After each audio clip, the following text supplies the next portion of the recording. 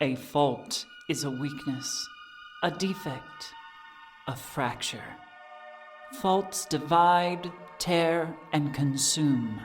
Here in the city of Chester's Chasm, we struggle to maintain that precarious balance over the precipice in the earth, in our lives, and in our hearts. This story is about 4 teenagers with faults of their own. The fault between my faith and freedom. The fault between my family and identity. The fault between my life and death. The fault between my guilt and revenge. As these fractures grow, we stand at the edge and ask, what must we sacrifice to sate the void's endless hunger? Is it possible that the answer lies within all our faults? Greetings, and welcome to All Our Faults, a Monster Hearts 2 actual play podcast from the Tabletop Tailspinners Network. I am your MC and hostess, Mistress Winter. I don't have anything new to ramble on this time, so I'll cut us right back to the story. In our last chapter, Scarlet swooped in to our teens' aid, helping them to escape ground zero of the cataclysm to the safety of her mausoleum sanctuary. Crispin's friend revealed that she is both a ghost and colleague to the lost Bert in the service of death. Saline recovered from her near-fatal wound and immediately turned her ire on Michael for his role in starting the apocalypse, rejecting the protective tokens that Michael had bartered for, but discovered that the magic mirror had been mysteriously repaired and returned to her. With the portal open and the mirror's connection restored, Saline contacted her dad, only to learn that she may have to doom one realm to save the other. The content warnings in this episode include vehicle crashes, violence, blood, and gore. Shoutouts and thank yous after the show. Chapter 37. Our Darkest Selves.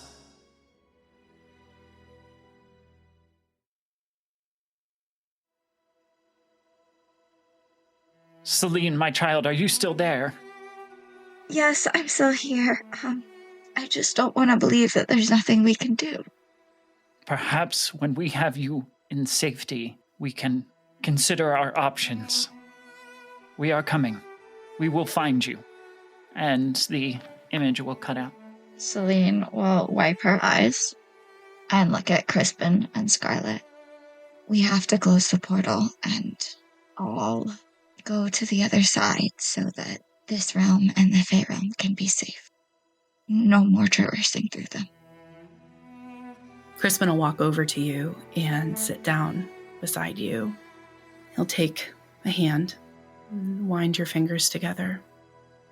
I'm glad you got to talk to your dad. I know you've been worried. I hope you know you don't need anyone to tell you who you are. You said earlier that no one tells you anything. You don't know your own abilities, but Dr. Miller seemed to think that you were dangerous, that you could do things. So much so that she manipulated me. No, that's not true. I offered to help her manipulate you, to open the portal, to do all of this, because she promised me that it was the only way to keep you safe. But she lied. She's afraid of you. You don't need anyone to tell you what you can or can't do. You just have to try and figure it out. And I think if you do, I think you're the one to be scared of. They kept you running because if you had 5 seconds to devote to yourself and your own abilities, they're scared of you, Saline. And they should be. I can't let anyone else die because of me. Not because of you. Because of them. It's not your fault. You didn't do any of this. Jacob's death is entirely my fault. Because you slept with him? Because you threw the Hunter off your scent? Yep. That's why. You did what you had to do, Saline. You can't die, because if something happens to you, then everything is lost. I'm not special, Crispin. Not in the way that you think I am. Crispin's going to take you by the shoulders. Yes, you are. They are terrified of you.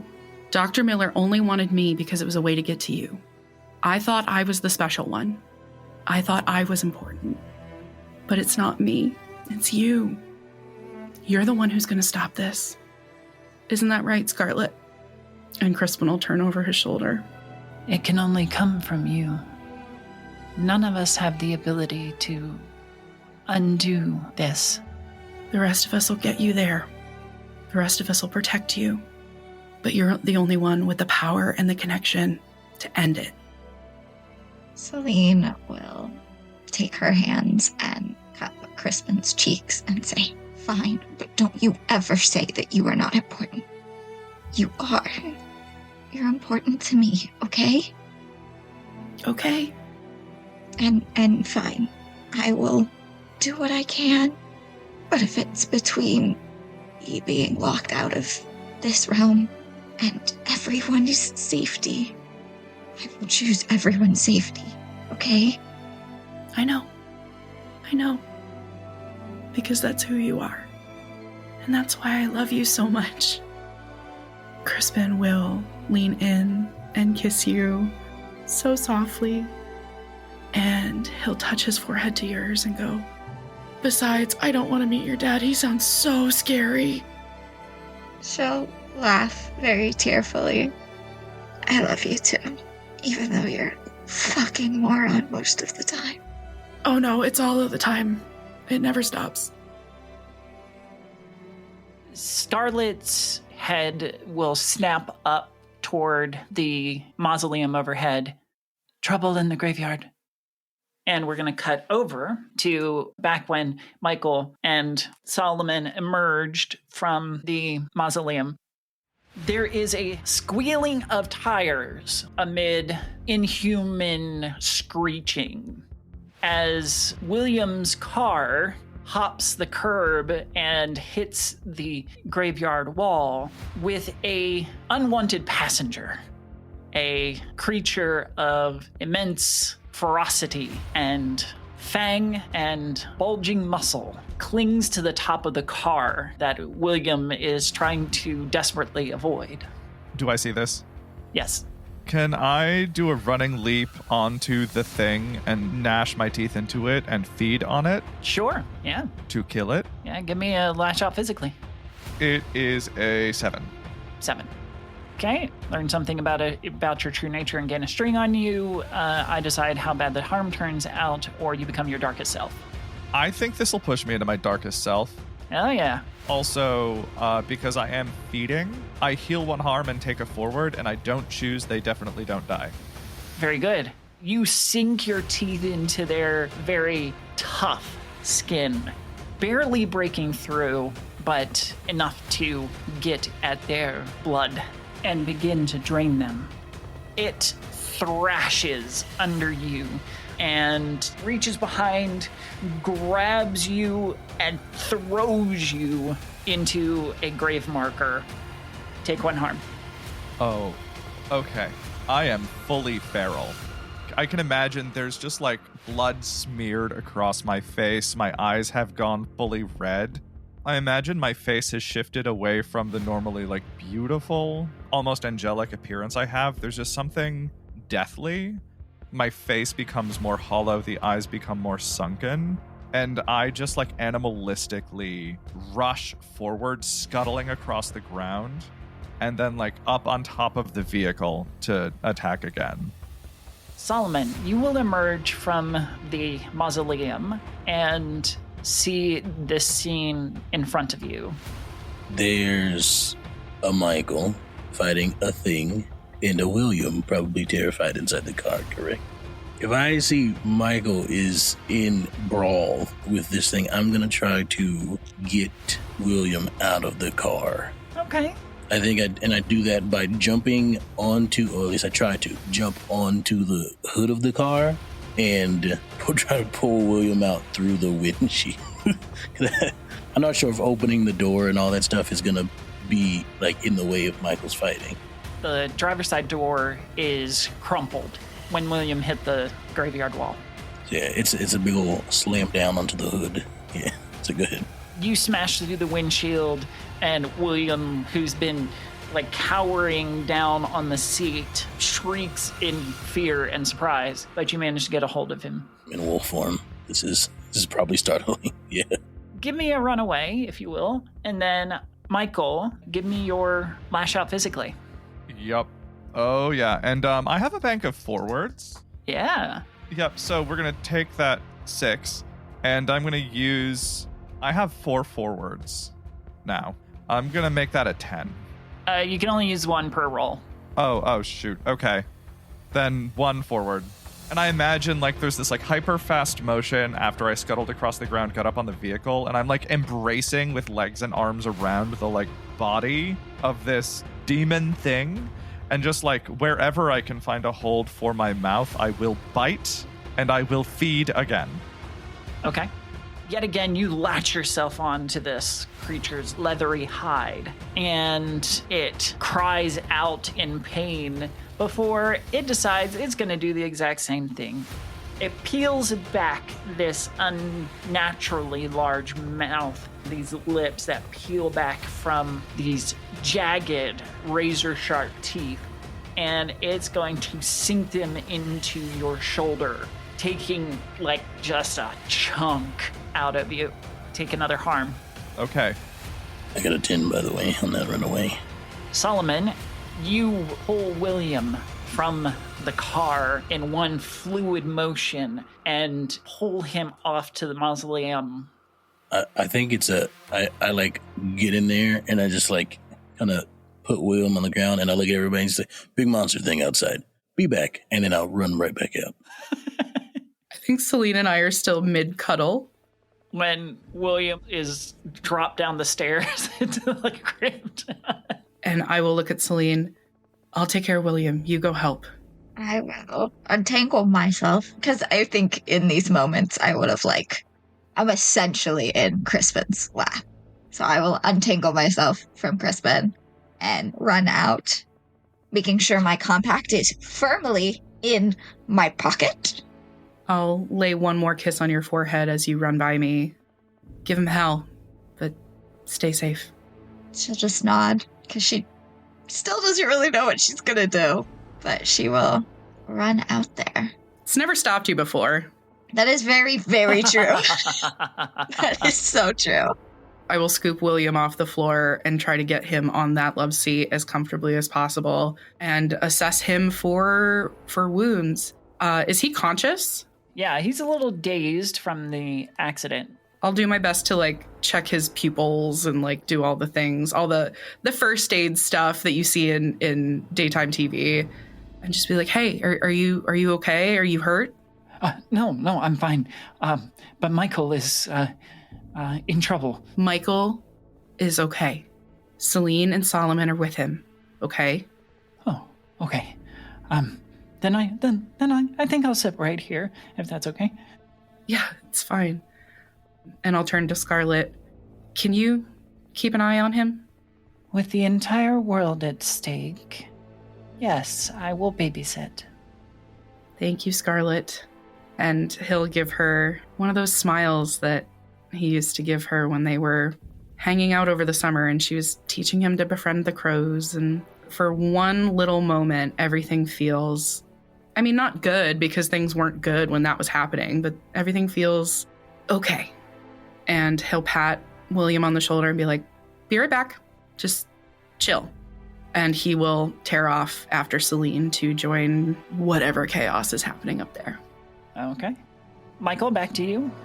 Yeah, thank God that hypnotizing allows me to add my hot. That means I got a 9, which I actually prefer this outcome because it means I get what I want, and I want it to know exactly what I'm doing. Okay. The creature wrenches back after taking a bite of you and snarls in your face but is stopped short as you lock eyes and hold it in your hypnotism. On top of the vehicle in the gloom of the graveyard, he's urging the thing to just sort of be still, like laying down with like me like wrapped around its body with my arms and legs. Michael sinks his teeth into the throat of this thing and begins to drain it of the remaining blood it has in it. And I'm imagining like it's like twitching slightly, but it can't fight back. And I'm just going to keep draining until it stops moving and drain even further to make sure. And then I'm going to rip its throat out once it's dead. You drain it of blood until it is still. When you go to tear its flesh and rip its throat out, the skin is almost like rubber.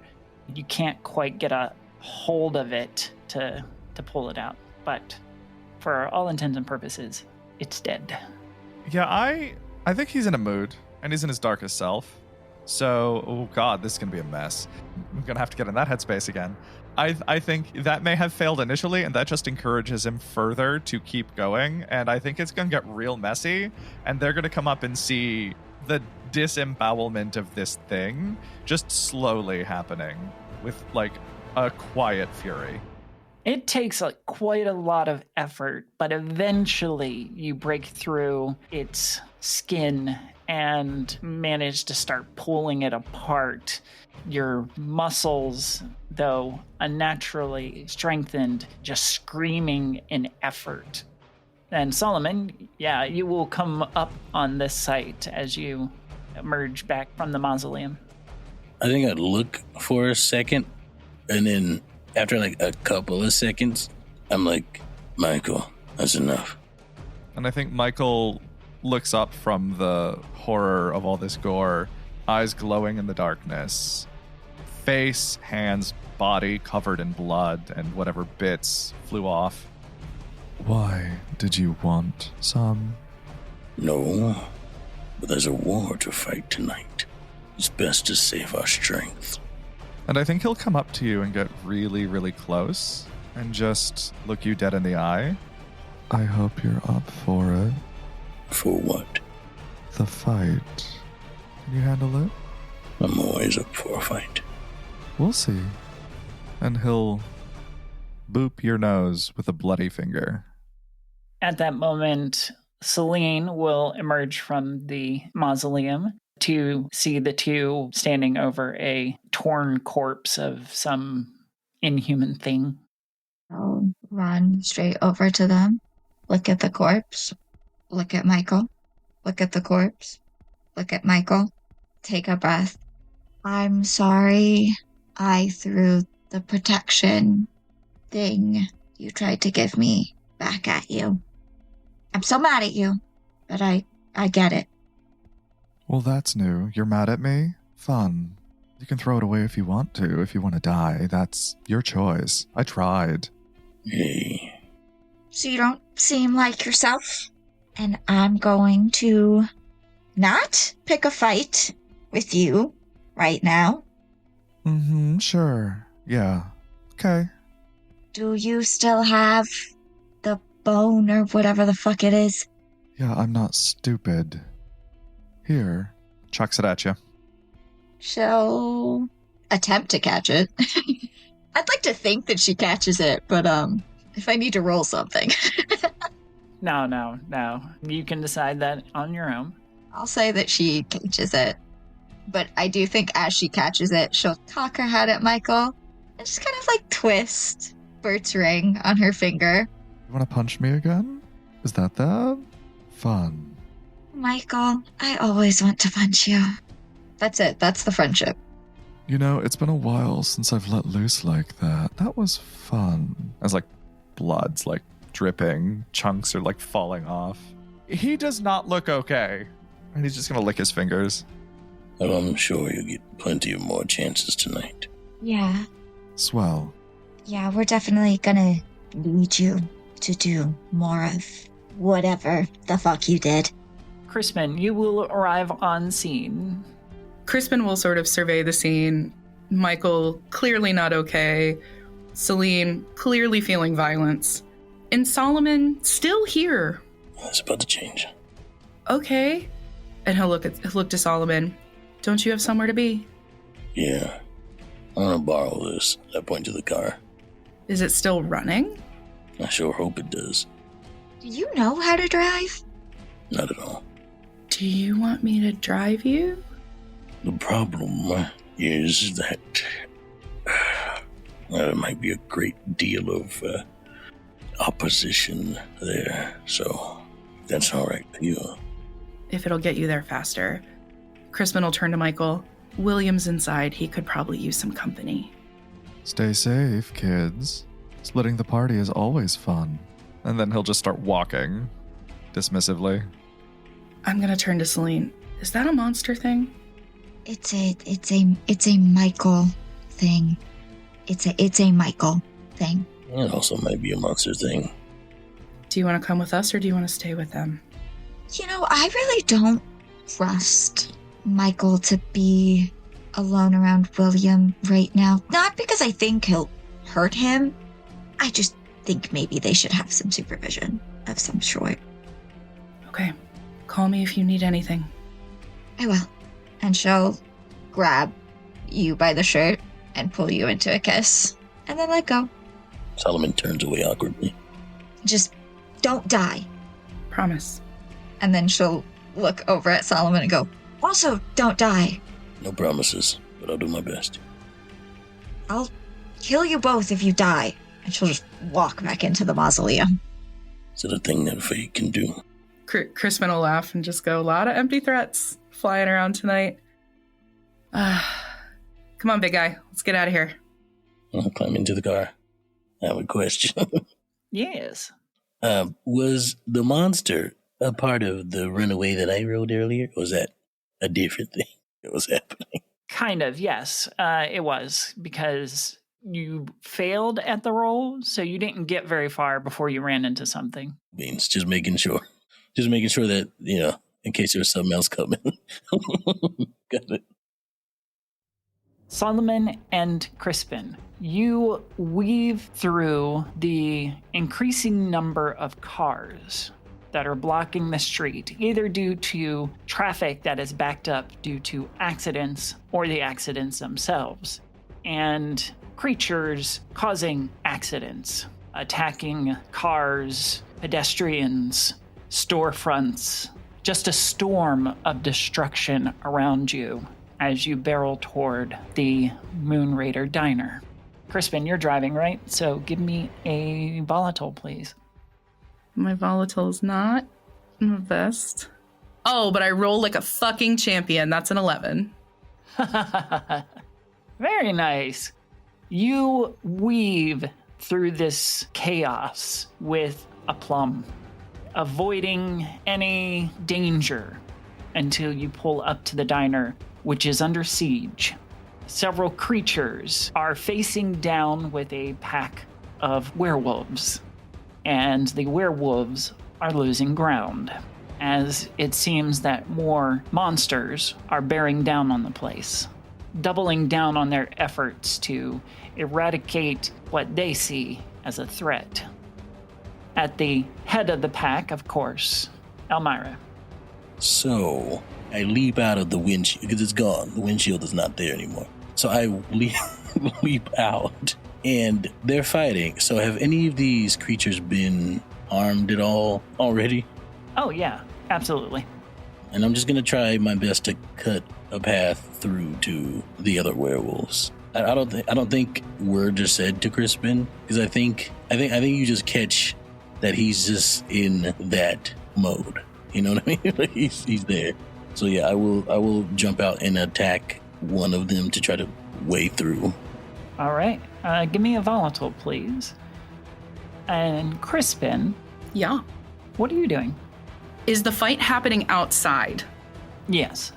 Okay, great. I do my best to maneuver the vehicle so to get Solomon into the best position I can. And then I look for the nearest winged piece of shit and I ram it with the car. Very cool. Give me a volatile. So I got an 8 there. 8? Okay. learn something about your true nature and gain a string on you. I decide how bad the harm turns out, or you become your darkest self. I've got the chance to do something wild here. Do it. You know what? I feel like it's the perfect time for everybody to just pop out. Yeah. To quote Kendrick Lamar, and I'm gonna become my darkest self. Yes! Hell yeah! Love to see it. Just for visuals, what happens is, Crispin, I think you see Solomon just as he leaps out, his clothes shred off of his body. Yeah, he didn't have a shirt on anyway to begin with here, but the rest of it is just kind of like shreds off of him as he leaps out and he grows in size. He becomes 7 feet tall in this process. Picture werewolves in Van Helsing, you know that movie? That is what he looks like. And he's monstrous. It's kind of messed up, and he's ripping through this thing. Yeah. You charge forward, embracing your full potential as a werewolf, and leap on to one of Elmira's attackers, bearing it to the ground. While your attack stills the creature, another one swipes from your left and crashes into you. Take 1 harm. Everything's gonna be fine. Everything is awesome. I got a 9 on my roll to smash with the car. All right. Learn something about your true nature, gain a string on you, decide how the harm turns out, or become your darkest self. I gotta become my darkest self, which sucks right now, because my darkest self is, they have not heeded your warnings. They deny the inevitable end. You have been pushed to become an avatar of loss, and none of them deserve to be spared the suffering you represent. Be they foe or friend, take from them everything that matters. You escape your darkest self when someone gives you a gift representing hope or selflessness. So, it feels appropriate, but also it's gonna fuck up everything I just did. Oh, it's going to be great. I hate you. The decommissioned cop car, the boat of a car, lurches forward and pins one of the creatures between the fender and a brick wall of a nearby building. The creature is still alive, clawing at the hood, leaving these deep gashes and grooves as it tries to free itself.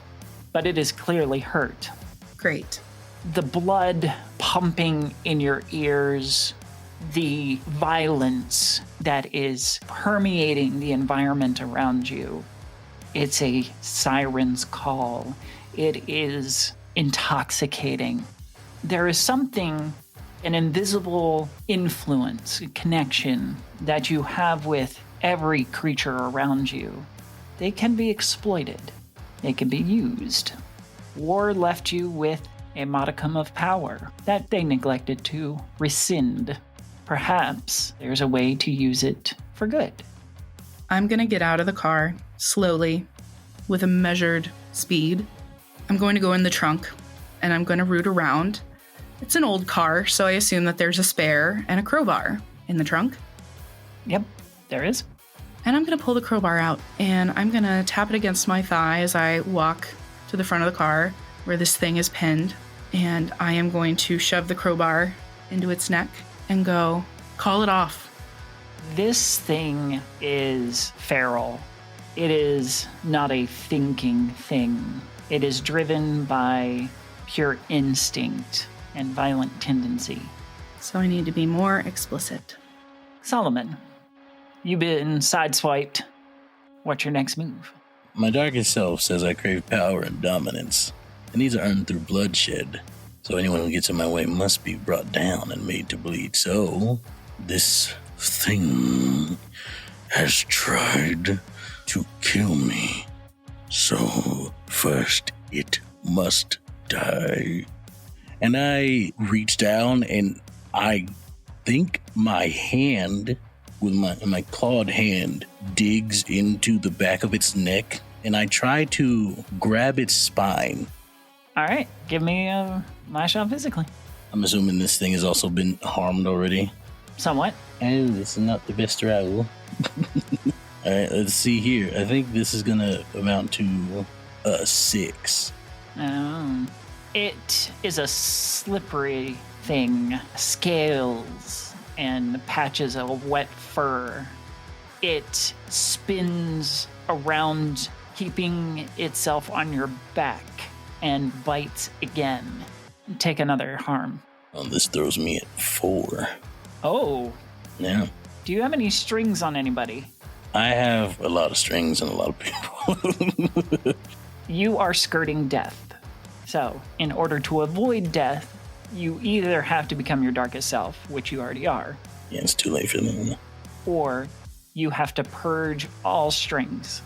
All right, we'll do that. Okay. And you will reset to 0. I think it's like this moment of like where he throws away, like in his mind, there's this feeling of him going, like he's slipping. And I think in his mind, especially because he's in his darkest self, the weakness I have is for others. So time to become the monster. And he throws away all his attachments. In that moment, also, kind of in his mind, he throws away this connection to Almira, which is why we're here in the first place. But I think it's like he doesn't care now. He only wants the bloodshed. Okay. If I may attack again. Your humanity slips beneath the surface, sinking further and further down as the wolf takes its place. Your wounds seal and knit themselves back together in rapid pace. The creature is still clawing at you, but you feel ever stronger and ready to destroy. So please make your attack. The grip starts to loosen and then tightens back up again around this thing's spine. Oh, why? It's the same exact roll. It's the same thing. 6. These dice are not going to jail. Throw them away. They belong in the trash. Despite your renewed strength, the creature is more adept, more agile, keeping itself attached to your back. Take another harm. Crispin. I know this thing doesn't have a lot of, intelligence, but can I still roll Gaze into the Abyss to see what it might be afraid to lose? What I could use to motivate it? I mean, yes. Okay. The shitty rolls had to start coming in sometime. So that's a 6, but I get to add 3 to it, so that's a 9. Oh, wow.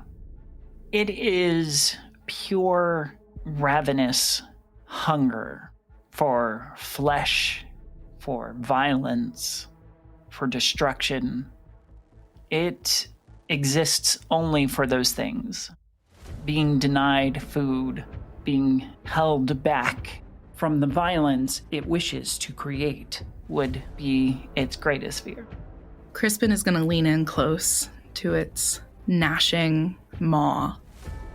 Are you hungry, little friend? You want something you can sink your disgusting little teeth into? It gnashes and screeches in response with renewed vigor. When we were at the portal, did I see which direction Dr. Miller ran off into? Or did she walk into the portal? No, she went with the flow of demons and things that went out into the city. Okay. Weird question, what time of day is it? This would be the early hours of the morning. The sun hasn't come up yet.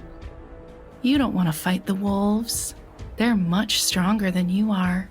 You're going to lose too much. It's not the easy prey. But if you went to, say, the church, you could prey on some more fragile mortals. The creature's thrashing becomes confused and disoriented. It clearly doesn't understand, but it does agree, at least in bodily movements, that maybe there are more suitable prey elsewhere. Come on, gather your friends. I'll lead you to them. And Crispin will back up and get back in the car, back the car out of this thing's chest, roll down the window and go, come on, Here, kitty kitty. Let's go get you some kibble. Give me another dark, and I will let you use that dark 3. I didn't need it. I rolled a 10. Shit. Well, never mind then. Sucks to suck. So I got a 12 regardless. Almost as if you were the Pied Piper. The demon's not actively engaged in physical combat, suddenly turn and dart away, slithering or flying or lopping along behind the Crown Vic as you take off. Back to Michael and Saline and William down in Scarlet's abode. I think Michael, covered in gore, face, clothes, hands just dripping, is like descending the dark stairs with his eyes glowing in the dim light, just sort of like smoothly gliding. William. He starts a little bit as he sees you and your dark, threatening visage. I wish you wouldn't do that. It's not the scariest thing I've seen tonight, but that's quite chilling. Michael will like slowly peel off his shirt because it's just covered in blood and bits, and then like start to wipe his face, locking eyes with William. Hopefully this is better. Are you okay? I'm safe, I assume. I assume the creature's dead? Yes, it is. Oh, good. That had to be the scariest thing I've ever experienced. Thank you for coming to my rescue. Anything for you. And he'll like hold William's chin with like a bloody finger, move his face up for like eye contact as he gets really close. I am hurt, however. Could I maybe have a drink? I would assume that you had plenty of your fill there. Whatever you need. And Michael will lean down with like flakes of blood that are starting to dry, just like falling off, and slowly and gently bite into William's neck and drink a little bit. Definitely won't kill him. So he definitely doesn't die, and I heal 1 harm. I think this is about the time that Saline would enter back into the mausoleum, by the way. Yeah. I would prefer if you do not do that in my house.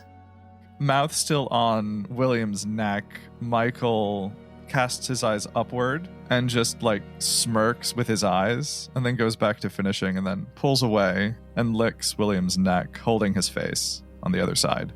I needed to heal. Thank you, William.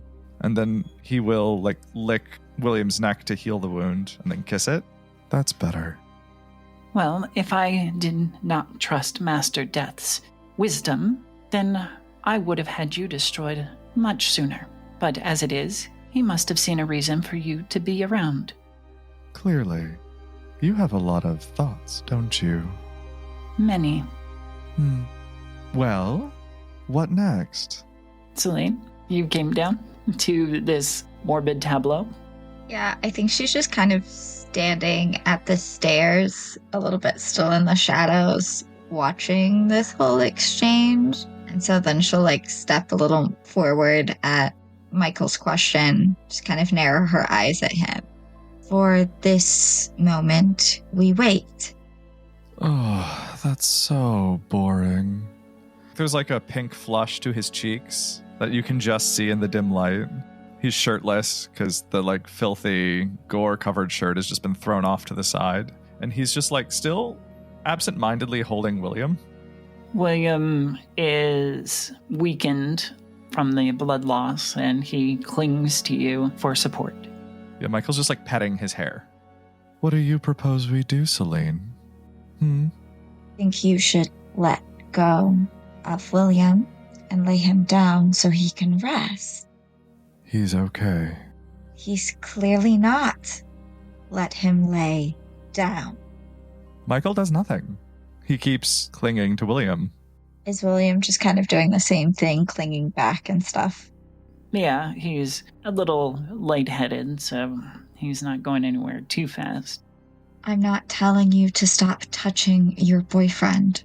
I am simply suggesting that you allow him to lay down. Keep his head in your lap for all I care. He's clearly weakened from blood loss, and if you don't want him to die, he should lay down. That will never be a problem if I am around, but fine. He'll William is weakened, I think, guide him to the floor, and cross his legs and put William's head in his lap, wrap his arms around William's chest, around the head, resting on his chest. He goes to lay down as you guide him, but then starts to struggle to sit up. Oh, no, no time to rest. People are in danger. What about my father? He should be made aware. I'm sure he is. Oh, Michael will pull out a bone, the last one. This has to stay on you at all times. Always. Oh, what is it? It will protect you. That was the deal. And he'll slide it into William's pants pocket. Don't let it go, ever. Do you have more? That's the last to give out. What about your family? I couldn't get enough. Only enough for my friends. There's a pause. Michael doesn't give a shit about his parents, but his brother. I might have to go. You stay here. And I'm glad you're here. You can be safe. But also you can help Saline and Scarlet problem solve our little issue. We don't need to problem solve shit. And you don't need to go anywhere. You almost died the last time you left the fucking mausoleum. I made sure William was safe. Now I have to take care of my brother. I will be back. And shirtless, he's just gonna start walking into the gloom up the stairs. Before he totally leaves, I will reach out and grab his arm. It's warm for once. You're not the only person with people out there that you care about. No, but I have the power to do something about it, and I must. I will return. She'll just kind of roll her eyes at you and let go, kind of shoving you, because it's just, you're not gonna fucking listen.